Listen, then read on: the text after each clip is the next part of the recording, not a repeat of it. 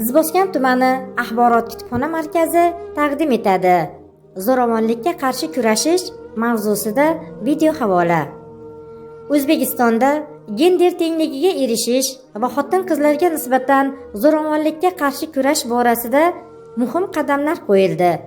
Jumladan, 2019-yilda xotin-qizlarni tazyiq va zo'ravonlikdan himoya qilish to'g'risidagi qonun qabul qilingan.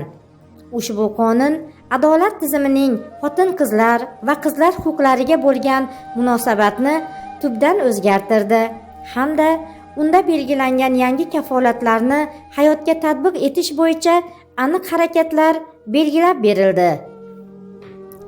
Har bir mahalla fuqarolar yig'inlarida oilaviy qadriyatlarni mustahkamlash komissiyasi samarali faoliyat olib bormoqda. Notinch oilalarni yarashtirish, oiladagi nizolar tufayli buzilgan munosabatlarni tiklash choralarini ko'rish, oila, turmush doirasida huquqbuzarlik sodir etayotgan shaxslarga chora ko'rish, nizoli oilalardagi muammolarni hal etish, farzandining tarbiyasi bilan shug'ullanmaydigan ota-onalarning xulq-atvorini muhokama qilish bo'yicha tushuntirish ishlari olib borilmoqda.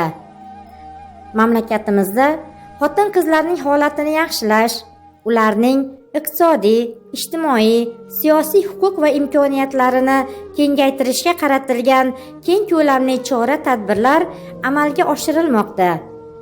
Xotin-qizlarning huquq va manfaatlari O'zbekiston Konstitutsiyasining yangi tahririda alohida o'rin tutadi.